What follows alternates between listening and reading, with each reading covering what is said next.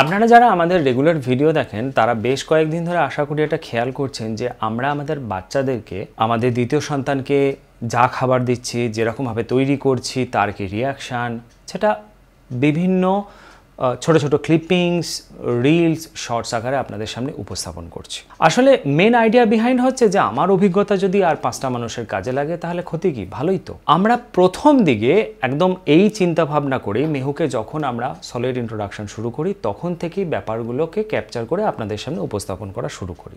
একদম প্রথম দিকে আমরা একটা ভিডিও দিয়েছিলাম, সেটা হচ্ছে মেহুকে রাঙালু বা মিষ্টি আলু দেওয়ার একটা ভিডিও। সেই উদ্দেশ্যে আমরা যখন মেহুকে রাঙালু দেব বলে ঠিক করেছিলাম ফার্স্টেই, তখন বাজার থেকে রাঙালু নিয়ে আসার পর সেটাকে পরিষ্কার করে সেটাকে স্টিম করে মিক্সচার গ্রাইন্ডারে ব্লেন্ড করে তারপরে দিয়েছিলাম। এখন এই ভিডিওটাতে বেশ কিছু কমেন্ট পাই, যে কমেন্টগুলো আমার খুব অদ্ভুত লেগেছিল। যাই হোক, মানুষের মনে হয়েছে, কমেন্ট করেছে। এই সেম ভিডিওটা যখন আমি ফেসবুকে দিই তখন বেশ কিছু নেগেটিভ, খুব খারাপ কমেন্ট পাই, যার জন্য আমি ভিডিওটাকে ডিলিট করতে বাধ্য হই। তার কারণ কমেন্টগুলো পড়ে আমার মনে হয় আমি আমার বাচ্চাকে মিক্সচার গ্রাইন্ডারে ব্লেন্ড করে খাবার দিয়ে অপরাধ করে ফেলেছি। দেখুন, অনেক বাবা মাই মনে করে যে মিক্সচার গ্রাইন্ডারে যদি গ্রাইন্ড করে খাবার দেওয়া যায় তাহলে খাবারের যে কনসিস্টেন্সি বা ঘনত্ব তৈরি হয় সেটাতে বাচ্চা অভ্যস্ত হয়ে যায়, সেই জন্য দেওয়া উচিত না।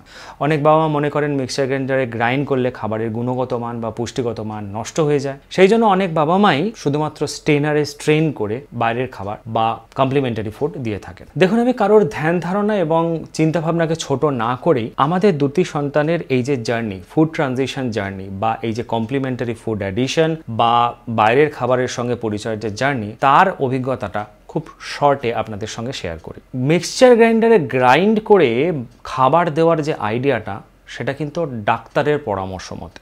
আপনি ঠিকই শুনেছেন, মিক্সচার গ্রাইন্ডারে গ্রাইন্ড করে খাবার দেওয়ার এই ব্যাপারটা কিন্তু ডাক্তারের পরামর্শ মতে। আসলে ব্যাপারটা কি হয়েছিল, দিব্যশ্রী মানে আমাদের প্রথম সন্তানের বয়স যখন 6 মাস, আজ থেকে প্রায় 8-9 বছর আগে, তখন আমাদের অভিজ্ঞতা অনেক কম। আমরা বাচ্চাকে কি করে বাইরের খাবার দেব, কি দেব, কিভাবে দেব, এই সম্পর্কে পরামর্শ নেওয়ার জন্য কলকাতায় যে ডাক্তার দেখাতাম তার সঙ্গে গিয়ে ব্যাপারটা আলোচনা করি, তার কাছ থেকে পরামর্শ নিই। উনি তখন আমাদের একটা কথা বলেছিলেন, যেটা আজও মনে পড়ে, যে মানুষের স্বাভাবিক প্রবৃত্তি হচ্ছে যখনই নতুন টাইপের কোনো কিছু পায় তখন সেটাকে অপোজ করে, আটকায়, বিরোধিতা করে। একটা বাচ্চাও তাই করে, এটা খুব স্বাভাবিক একটা ব্যাপার। সেই জন্য আমরা কোনো কিছু বন্ধ করে দেবো, কোনো কিছু ওকে দেবো না, যেটা ওর জন্য ভালো সেটা ওকে দেবো না, সেটা কখনোই করব না। বরং জার্নিটা যাতে একটু স্মুথ হয় সেই ব্যবস্থা আমরা করতে পারি। সেই উদ্দেশ্যে উনি বলেন যে তোমরা বাচ্চাকে কয়েকদিনের জন্য, 10-15 দিনের জন্য খাবারকে মিক্সচার গ্রাইন্ডারে গ্রাইন্ড করে দাও, তারপরে আস্তে আস্তে ঘনত্বটাকে বাড়িও বা অন্য ফর্মে মিক্সচার গ্রাইন্ডার না ইউজ করে স্ম্যাশ করে খাবার দিও, তখন আস্তে আস্তে অভ্যস্ত হয়ে যাবে। যাতে জার্নিটা স্মুথ হয়, যাতে ও খাবারটা নিতে পারে, সেই জন্য একটু হেল্প করে দাও, তারপরে চেঞ্জ করে নিও। সেই মতন আমরা দিব্যশ্রীকে 6 মাসের পরে প্রথম দিন 15 এরকমভাবে খাবার গ্রাইন্ড করে দিতাম।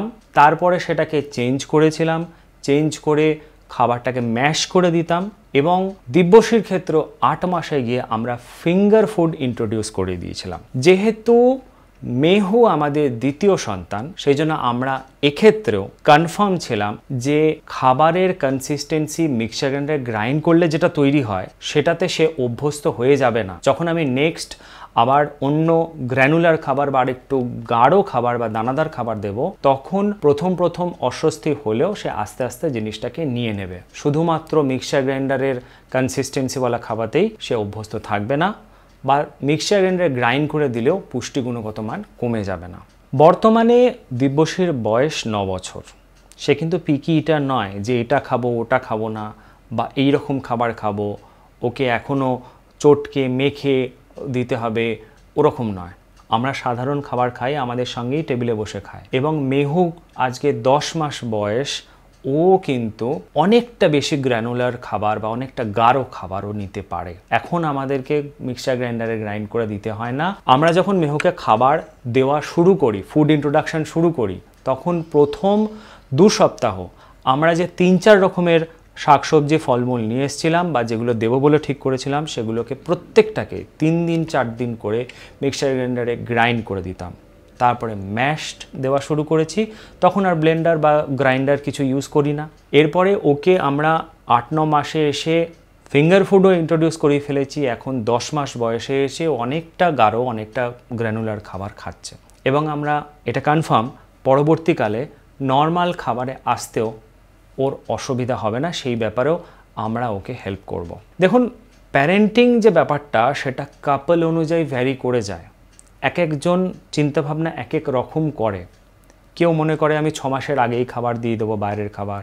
কেউ মনে করে আমি 6 মাস হলেই ফিঙ্গার ফুড দিয়ে দেবো। আবার কেউ মনে করে যে না, 8 মাসটাই সঠিক। আমরা যেটা করছি সেটা ডাক্তারের পরামর্শ নিয়ে করছি এবং নিয়ম অনুযায়ী করছি, এবং আমরা এটা কনফার্ম যে মেহুর ক্ষেত্রেও ফুড ট্রানজিশন বা নতুন কোনো খাবার নিতে ওর কোনো অসুবিধা হবে না।